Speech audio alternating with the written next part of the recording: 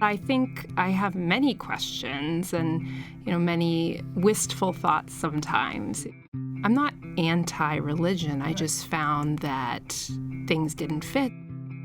So I think all the time, I wonder if it will fit again someday.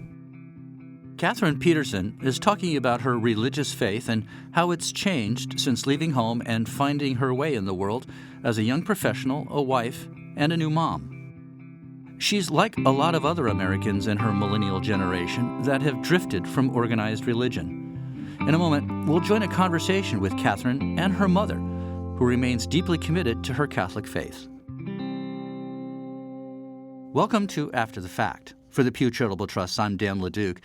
Religion is a deeply personal topic that might seem hard to reduce to a data point, but that's part of our job here, so here we go. America's religion landscape is changing. One of the biggest signs of this is the rapid growth of those who say they have no religious affiliation. The Nuns, that's N-O-N-E-S. The Pew Research Center reports that 68 million Americans now identify this way, and that's our data point for this episode. That 68 million is a significant increase over what it was a decade ago when 39 million Americans identified as nuns. One of the most striking contrasts in those numbers is the generational divide. While older generations tend to be religiously affiliated, younger ones are increasingly turning away from traditional religious practices. In a few moments, we'll join the conversation with Catherine Peterson and her mother, Barb Peterson, who are living through those changes. But first, Greg Smith will tell us more about what the Pew Research Center has learned in its surveys of how Americans view religion. The United States is a very religious country by a variety of measures. The big majority of the American public, when we ask them about their religion, they tell us they identify with a religion, mainly Christianity. Many Americans tell us that they attend religious services regularly. Many Americans tell us that religion is an important part of their lives and that they pray with some regularity. Many Americans say they pray every day, in fact. If you look and you compare the United States to many other countries in the industrialized world, certainly as compared with Europe, the United States in many ways stands out for its high level of religiousness. The United States is quite a religious country by a variety of measures. But there are some distinct trends going on that spell some changes may be coming. Absolutely. The religious landscape of the United States is changing very rapidly. The United States remains a very religious country in a variety of ways, but things are changing. Specifically, we see that the share of Americans who describe themselves as Christians is declining very rapidly. When we first did a big religious landscape study in 2007, something like 78% of U.S. adults described themselves as Christians. When we did the study again in 2014, that number had ticked down to 71%.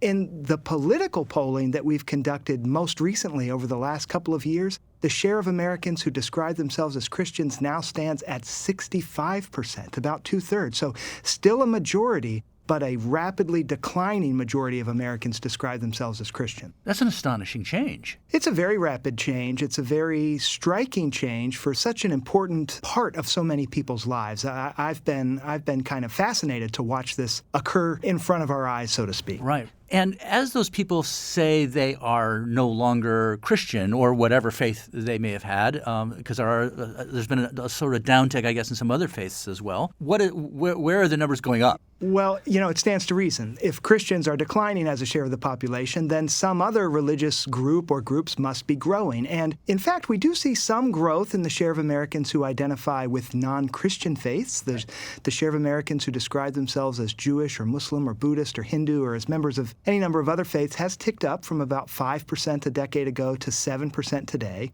But the most dramatic growth, the most substantial growth that we see in the U.S. population is among those people who say they simply have no religion. These are people who, when we ask them, what is your religion, they tell us they are either atheist or agnostic or simply nothing in particular with respect to religion.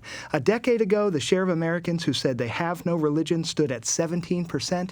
Today, that number stands at 26%. More than a quarter of U.S. adults today say they have no religion. That's where the growth is most substantial. And within that group, again, are the people who don't believe at all, maybe people who still believe in God but don't associate with a specific religion anymore? That's exactly right. The members of this group, the religiously unaffiliated population, a group that we often call the Religious Nuns, that's N-O-N-E-S. Right. They're a very diverse and interesting group. The religiously unaffiliated population includes non-believers. It includes people who say, I don't believe in God. It includes people who say, I'm not sure whether or not I believe in God. But it also includes a large number of people who are not non-believers. They are believers. They are not anti-religion. They are simply nothing in particular. So a nun isn't necessarily an atheist. It's someone who could believe in God and just chooses not to associate with a specific religion. That's exactly right. In fact, the data suggests that most religious nuns do in fact believe in God. Something like 6 in 10 religious nuns tell us that they believe in God or some kind of a universal spirit or higher power. Now, that figure is lower than what we see among Christians,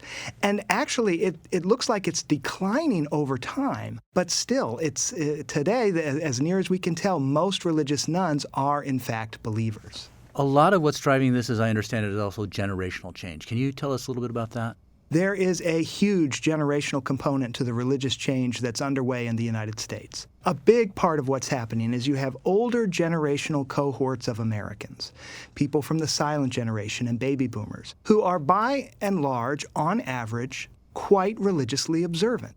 So some of what's happening is adults, people in their 30s and 40s and 50s, are changing the way they approach religion. They're becoming less religious. But a big part of what's happening is just generational replacement, a new generation of young adults coming of age with less attachment to religion. And now we turn to a conversation about religion and family. We're in the studios today with Catherine, and her mom is on the phone from Pocatello, Idaho, where she lives. And we're going to talk a little bit about religion in their family life, because a lot of what they're experiencing is what a lot of other Americans are experiencing. And let's begin with Barb. Could you tell us a little bit about your religious background as you grew up? And then we'll give Catherine her turn. I grew up in a family with a traditional situation with mom and dad and 2 older brothers, and I was the youngest, and of course picked on all the time, I might add. But our situation was that my dad was a career military officer and my mom was a traditional homemaker.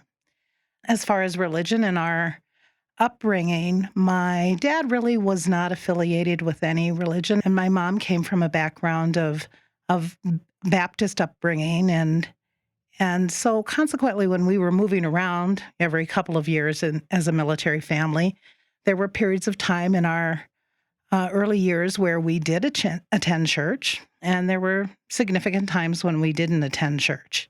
When I went away to college, I really didn't feel a calling to any religious persuasion, and although I had a belief in God, I didn't really participate. But in finding and dating my husband, and we evolved to the decision to become married, I was aware that he was a practicing Catholic and eventually made the decision to become a Catholic right after the birth of my first child. And since that time, the impetus for that decision and the great benefit of that decision was that we were able to practice as a family in a Catholic tradition. That was really I wanted that sense of unity in our family, and I wanted us to participate together in a religion within the church. And now, Catherine, your mom chose her faith. You were raised this way. Tell us about your own sort of religious journey that's gotten you to your current age of 32, I think you said you are? Well, my parents were very active in our church community. It was never a question of whether we were going to Mass on Sunday. We just went, which, never struck me as odd or even particularly problematic when I was growing up. There were a lot of things about going to church that I really loved. Like I loved the music and the stories, and most of my friends attended our church because we were enrolled in Catholic school as well. So it was very much, even as a child, a social circle for me. I was confirmed on the normal schedule and went off to college and joined a parish community there as well. And that seemed to fit for my first couple years. I found the community to generally be supportive and welcoming, but, increasingly started to discover some social issues, I guess, with the Catholic faith. I don't know that I necessarily had a crisis of faith over dogma. Mm-hmm. It was more just finding that my view of the world and my view of how I wanted to live my life seemed to increasingly clash with some of the teachings. How old were you? Where were you in school at this point? I think that this was mostly around my sophomore year. And I think really the major break happened when I studied abroad my junior year. And just when I came back, then it didn't seem to fit anymore. I no longer really saw a place for myself as a active practicing Catholic. I think I just ultimately wanted something less constricting. Mm-hmm. I didn't like the constriction. When was the first time, coming home on these visits home from school, that maybe you and your folks had a chance to talk about that stuff? I can remember being distinctly nervous going to church with my parents and knowing that, while I didn't have a problem going to church and participating as a family, I knew I was not comfortable receiving the Eucharist. And I remember just being very nervous, letting the rest of my family walk by and wondering if I was going to upset my parents or make anyone nervous. But I don't remember really having a conversation about it. It was more a visual indication to my family, there's a separation here. Yeah. Barb, when did you start noticing maybe a change? Well, I certainly probably noticed the identical situation that Catherine was describing, that she definitely was willing to go to church with us when she was home for Christmas holiday, but did not participate in receiving the Eucharist. And quite frankly, I wasn't particularly surprised. We hadn't had a definite conversation about it, but I really kind of understood that at that time in life for everyone marks a lot of transition, that there's growth that happens. I just kind of assumed, she's on a journey. Now, that journey's been going on for over a decade, right?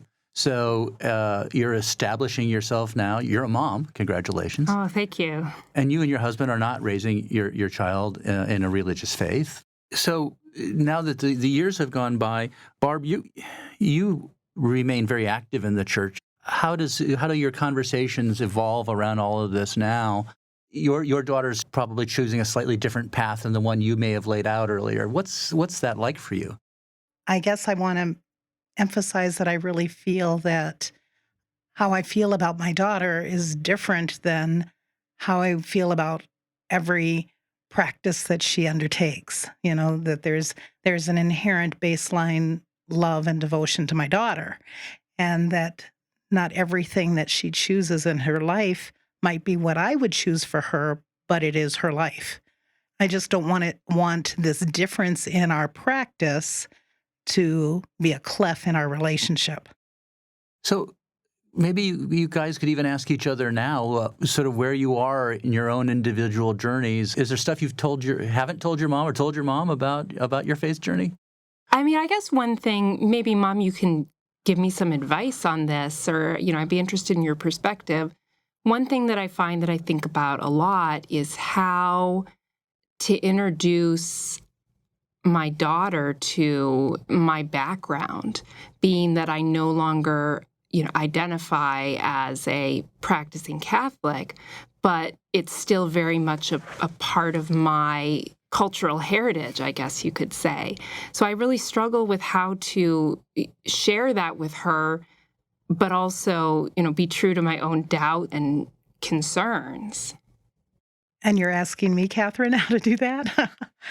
Well, I'm just asking, is that something that you thought about? I mean, you were a convert to Catholicism.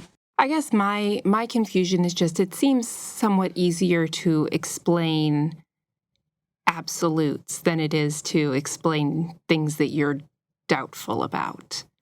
So if I say, I'm praying, but I don't know if anyone's listening. That seems confusing to me, or we do some parts of Christmas and not other parts. I just struggle a little bit with how to say, well, like this is my background, but it's not necessarily where I am right now. My slant would be that always honesty is the best policy in that regard. This is what I learned as a child. I'm not sure about that, though. I have some questions and some confusions. And leaving it at that likely, will satisfy a child at some point. And then when they are older and can understand what are those confusions, a deeper level of conversation can ensue. So, Barb, what would you like to ask your daughter? Well, I've given some thought to that. And, it occurs to me, well, let me begin by saying that I don't believe that people should speak from the grave or, after death, that they shouldn't seek to control what happens after they're gone. But my hope is that my children would want a funeral that would reflect who I am as a religious woman, because that was who I am. And so I would ask Catherine, how do you feel about that? Well, I feel like I hope that's a long, long ways off. Well, I hope so too. I don't know that it would ever occur to me not to have a Catholic funeral for you. I mean, for the reason that you point out that it is your faith and your beliefs, but also the fact that it's my history too. Even if it's not something that I practice now, I do feel like I have a feeling of familiarity and comfort with the Catholic religion. And I think that at a time of loss and looking for healing, that would be incredibly comforting to me, even if it wouldn't be something that I would necessarily look to on other days of my life. Barb, I'm just curious, you are clearly a woman of deep faith and deep beliefs, which are to be admired. And then to hear doubts from one of your children, does it ever make you want to rethink anything for yourself? I don't think we're ever a finished product. I think that we are constantly evolving and learning and understanding and deepening our understanding. I think when questions arise for myself in my mind or, in my work group or in my family group or whatever it is, it gives me pause. It makes me reflect. It causes me to look deeper and maybe seek clarification. And so I feel like that deeper understanding, that enriching of my understanding of my faith is ever evolving. I'm just curious, Catherine, do you feel like your journey is still continuing, or are you finding yourself reaching conclusions by choosing not to engage in your faith on a regular basis? I mean, I would say on a day-to-day, I don't know that I really think that deeply about it. Mm-hmm. Since, days are full of work and transit and childcare. But I think I have many questions and, many wistful thoughts sometimes. Mm. I'm not anti-religion. I Right. just found that things didn't fit. So I think all the time, like, I wonder if it will fit again someday. And, I'm changing, so it's possible I could change enough that it would. Or sometimes I wonder if the church will change enough that it fits me. Mm-hmm. And I don't know the answer to that. I know there's a lot of people who identify as Catholic who are not necessarily practicing, and that's, or practicing at a more minor level. And that works for those people. It just didn't necessarily work for me. I wanted to be all in or not in. It just felt very disingenuous to be in that community, but not buying in necessarily. So I guess it is a respect thing. Mm-hmm. But Barb, that Sunday experience and the other activities you do is quite meaningful to you. That's a community for you, right? Absolutely. The community is probably one of the highlights for me, not feeling like I'm a lone person in the wilderness. And I'm counting on the support of others to reinforce me, just as I'm called to reinforce them. It's an interesting point you make about comfort. I was just curious, Catherine, where do you turn for comfort now if you feel yourself sort of less religious? Still spiritual, but... Oh, to people. Yeah. I mean, I still have my tribe. Of course, my husband. I'm very close with my sister. I'm very close with my mom. So I'm turning to people, but it's I guess different flavor to the conversation. Both of you took the Pew Research Center's religious typology quiz. Do you remember what your final categories came out as? I think mine was religious resistant, which seemed a little bit more aggressive than I was expecting, but... Okay. And Barb? Well, not surprisingly, I'm a stalwart. Anything else you wanted to ask? No, I think that you've given us lots of opportunities to talk to one another, and I think that Christmas this year, we maybe will have more conversation. I hope so.